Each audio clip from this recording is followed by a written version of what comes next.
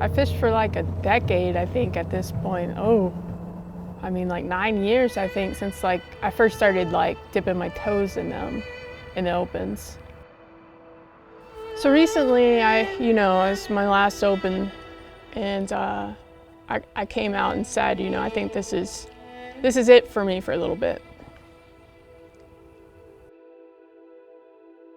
If you're a woman and you want to learn everything you can learn about bass fishing, like you really want to hone in on things that at this point you probably can't even like process or imagine, the opens and tournament fishing, it's the way to do it. There's always a place for fun fishing. That is what fishing is, right? That is the majority of people. Fun fishing, having fun with your family, with your friends, cracking a cold one, that is the base of what fishing is. But if you want to learn a little more, if you want to expand your understanding of bass fishing, that's where tournaments come in. That's just how it works, and that's why tournaments are so respected, because those guys and girls have a deeper understanding of what's going on under the water. A level of understanding you just don't learn in fun fishing, because there are things you're forced to learn by being in these competitive, intense situations.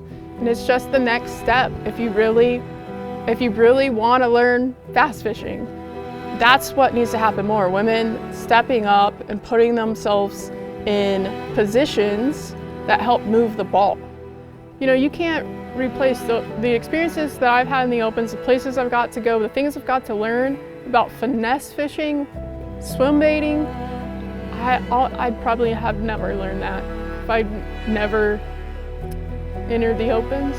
I do acknowledge that I owe the opens a little bit. It advanced me in ways.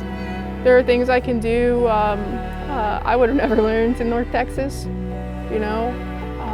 There are places I've been and I've seen some of the best fishing in the country, some of the hardest fishing in the country the times we went, but beautiful places. I mean, the amount of sunrises I've seen, the serenity that you find on the water, when you're in the opens, it both, it forces your hands at experiencing those, and I'm grateful for that, because those are moments, you do a lot of talking with God, you learn a lot about yourself, it pushes you forward in a spiritual way that you think fishing, oh yeah, it's helped me move along, it's matured me.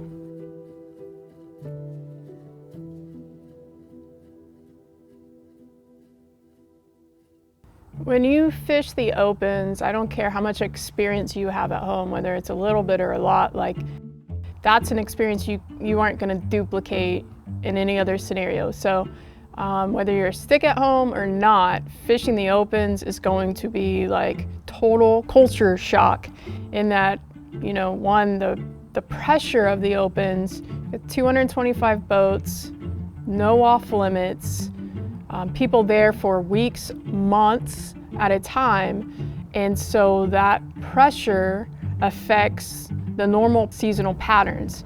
So your ability to have to constantly adapt and stay on fish, and fish that are doing weird things, that are finding weird places to go to get out of the pressure. You can't just run a pattern and keep running a pattern like you normally would, where you're from in a normal situation.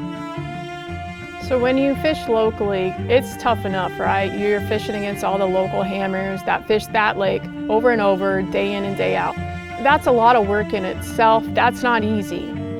But then you add in travel time to an opens. So let's say like 18-hour drive. You got to get there, right? So you make the drive. Then when you get there, your accommodations, and that's dictated by your financial ability, really. Can you get an Airbnb and be sort of comfortable? Can you even find an Airbnb that has parking? Are you staying in a motel? Or are you one of the guys who you can't afford, to stay anywhere but the back of your car, so it's not your home. So your sleep pattern's a little different, and then you got to start breaking down on water you've never been to a lot of times. There are people that come to the opens and have a playbook when they show up to that lake, right? They've got a network.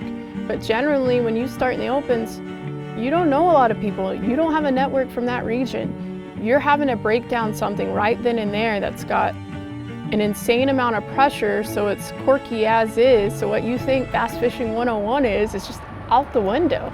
I don't care how many tournaments you've fished. I don't care how good you are wherever you're from. You cannot understand the strategy or situation of an open unless you fished as a boater in an open. It's just different.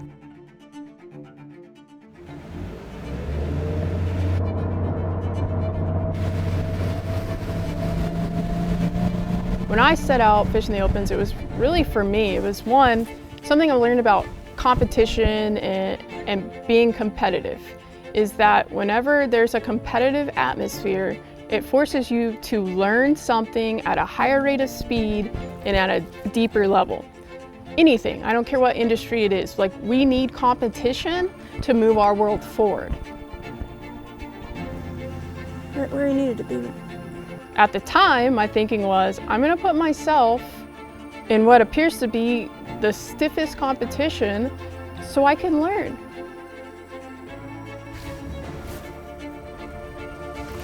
Got him, big one.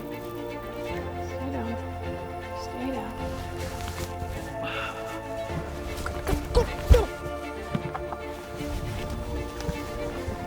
One more.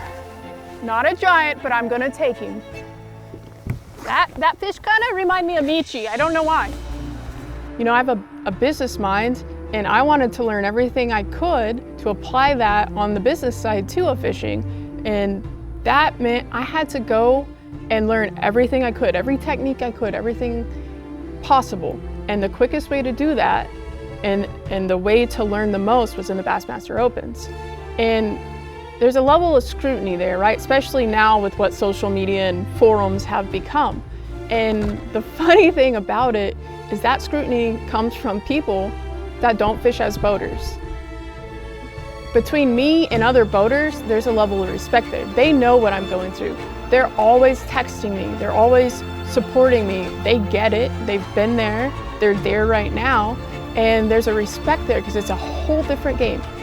And it's a game you will not understand unless you're in it. I can't explain it to you unless you've been there.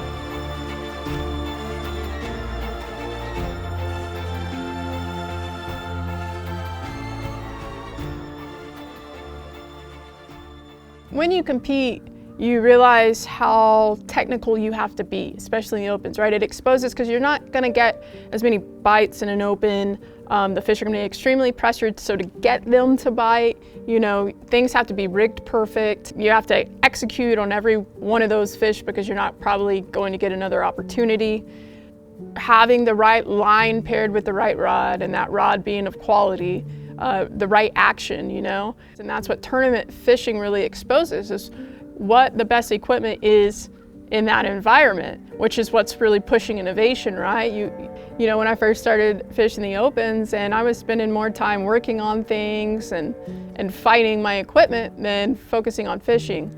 The better your equipment, the more of those bells and whistles you have, the easier your job is to catch fish and focus on the fishing part. And I know people are seeing some of these videos and thinking, that's just crazy. But if all your competitors have it and you don't, you're at a disadvantage. I don't care what anyone says. Like for me, and I'm not speaking for everyone, but I feel like I'm speaking for a good portion of guys, girls who do this. The fish that I caught, the big ones this year, it would not have happened for me without how my boat was rigged. That's a giant, nice one.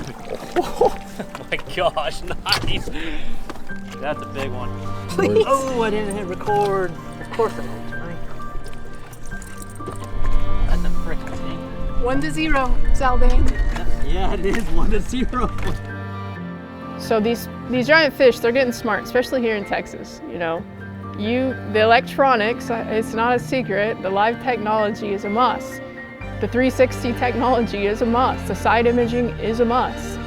So if you have the means, right, and your goal is to build the ultimate platform to make sure you get those bites that you ain't getting unless everything's laid out perfect, you know, those mythical bites.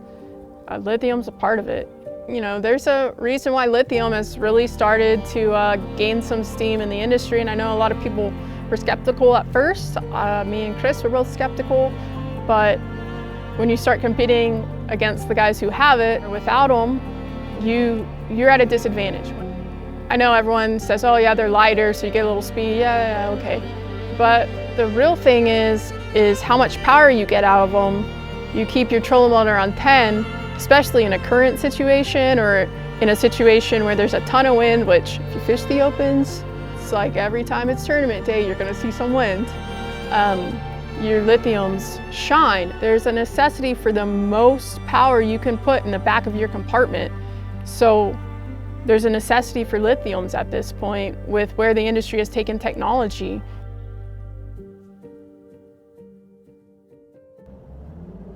So I've been thinking about this whole women's fishing thing and stuff. And there's like this belief that those of us that compete don't support girls who are just fun fishing. That's some crazy stuff. Like, all I care about is seeing women smile catching fish. And the women I'm close to who compete, same thing. They just want to teach. With the women who compete, there though is a value on the level of knowledge that's being broadcasted to the world from women. It's actually pretty good. I just hope the hook's in it. We want it to be knowledge of the same level of what men are putting out there, right? It shouldn't be men versus women. There should be a standard of just knowledge, right? This is how you rig a Texas rig, right? There's no gray area.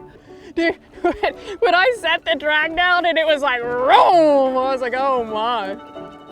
Like, when you do a how-to video, you're either doing it right or you're not. And for us to just ignore that and say, oh, but she's a woman, she can teach it completely wrong and have no clue what she's talking about, that's just crazy. It's just, as an industry, and I hate that word these days, industry. As an industry, we've got to put a standard for women too there. Knowledge we're putting out there, it's got to be correct. It's got to be legit. Here's the thing I've learned being around the guys. You know, the boaters in the opens, fiercely competitive, but they're not holding each other's hands. It's everyone stepping up and doing their part and wanting to be competitive and wanting to catch fish and wanting to learn. Knowledge is power, right?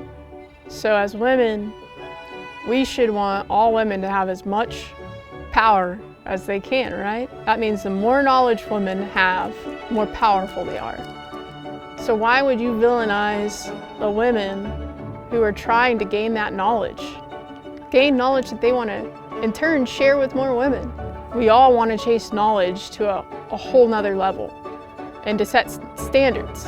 I feel like my place, like where my path's taken me and the knowledge I've gained, my next move is helping others, helping move the ball forward, the women that want to step up. But the only way, you know, I can help get the tools in their hands and the knowledge, and we can create this content, is for more women who want to step up, who want to help move the ball forward.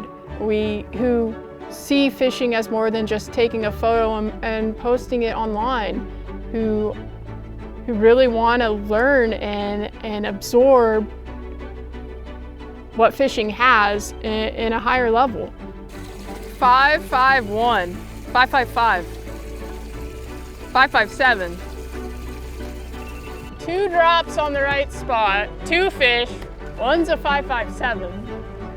7 yesterday, 6 2 casts later. Smallmouth Disney World. And until more women want to take that step forward, we're just gonna kind of be where we are, you know. And I know that for me though, I'm gonna work my rear off. I'm going to do everything I can to build product, to bring women together to make valuable content and to give all women the tools they need if they do want to step forward. So if you want to step forward, I vow to do everything I can so that you have those tools to pursue fishing in a whole nother way.